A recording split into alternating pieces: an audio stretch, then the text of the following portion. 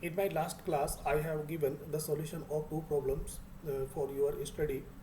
Today, we are going to discuss the solution of that problems, how the solution of that problems exist.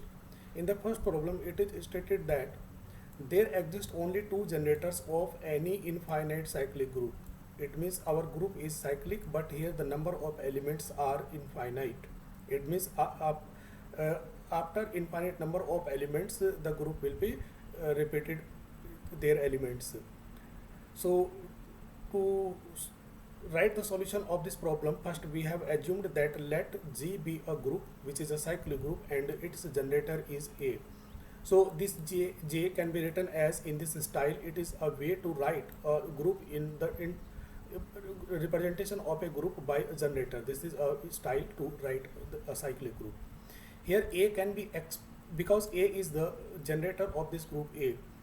So first we have to understood that in case of infinite elements in any group, the number of elements, let us suppose this is my first element and this is my second element, this is third element, fourth, fifth, sixth, and so on. And after reaching at infinite numbers, these elements, the first elements will be repeated here. The first elements will be repeated here, and after that the second elements will be repeated, third elements, fourth elements. However, the sequence of 1 2 3 is not mandatory or necessary here. So but these infinite elements will be generated again. So here we have assumed that on that A be the generator of this group. So now how this A can be expressed, as we know that this A can be represented as the as an integral power of this A inverse, and we have already discussed this type of problem in our last lecture. Here this is a integral power, it means integer power, and it is given A. Now let us suppose I am writing here A square, so the A square can be written as this A to the power minus 1 to the power minus 2. It means if A is generating any element, then that element can be generated by A inverse also. So in this problem, here we have written that A can be expressed as the integral power of A inverse. Let us suppose if it is possible, A to the power P is the another generator of this group. Here we have assumed that there is one more generator which is A to the power P. So this A to the power P will gives again A, because A is the generator. So at any case this A to the power P will also gives this element, because this A is the generator of this group, as well as it is a element of this group. And if A to the power P is the generator of this group, then on any power, on using any power on A to the power P, it will return this element, because it is the quality of a generator, or it is the character of generator. It means generator will generate every elements on using a particular power. Here we have assumed that on using m power on A to the power P, we get A, where m is any integer.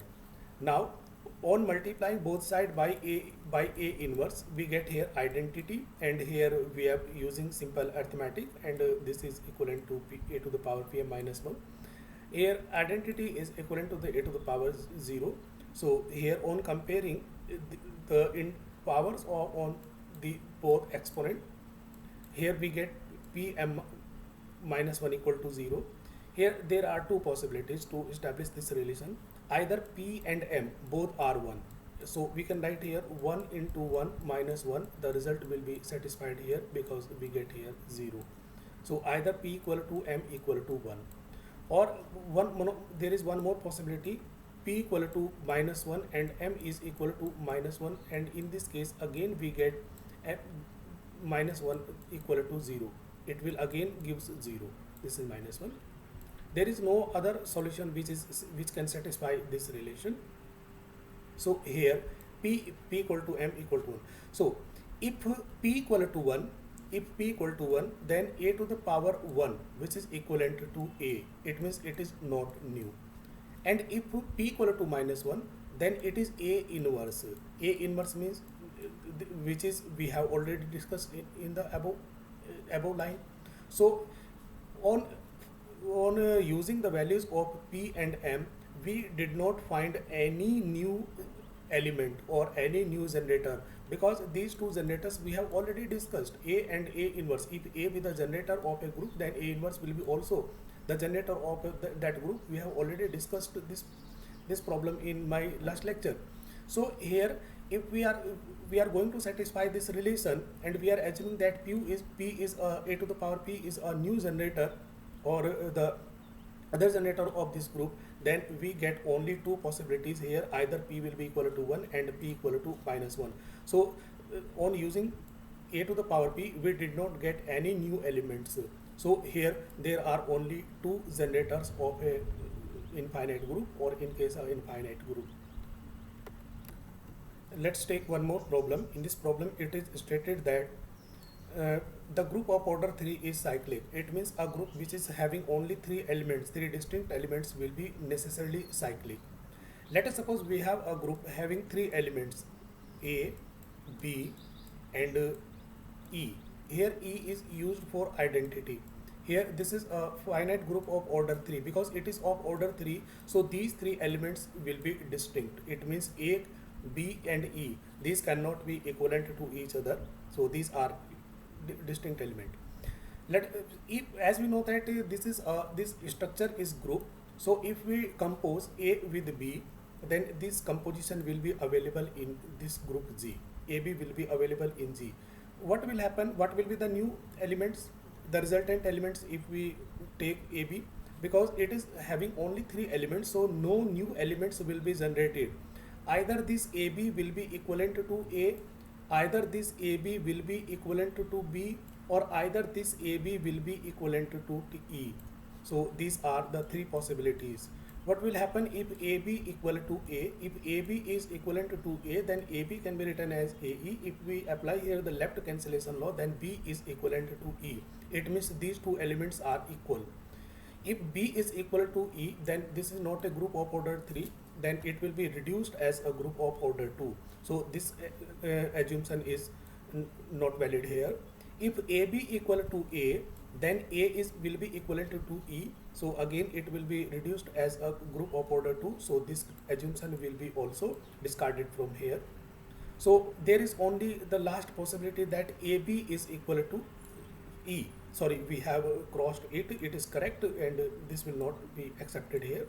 This is the last case which we are going to discuss here. AB will be equivalent to A. This is only the single possibility here. Now consider the power of A. Let us take A square. A square will be what may be the possibility of in case of A square? The A square will be equivalent to 2, or may be equivalent to E. This may be equivalent to A, or this may be equivalent to B, because this group cannot has any element rather than A, E, A and B. So these are the total possibilities. Either A square will be equivalent to 2E, A square will be equal to A, or A square will be equal to B. And in last we can say that A square will be equal to AB. However, the AB is equal to E, so this is not the new result. So we will discard it from here. What will happen if we take A square equal to A? If A square equal to E, then this A will be written as A into A, and this will be equal to E. So we can say that either A is the inverse of A. It means element A is its own inverse. But we have already proved in last case AB equal to E. It means the inverse of A is B and the inverse of B is A. And we know that every element of a group can have only a unique inverse. So it is our contradiction here. So we cannot treat A square equal to E. Similarly, you can verify in the case of A square equal to A. So in this case we get A equal to E. It means A is equivalent to E, which again cannot be accepted here. So here only the possibility is A square equal to B. So A square, this is equal to B, and again A cube is equivalent to E. So if we increase the power on A, the new elements will not be generated here.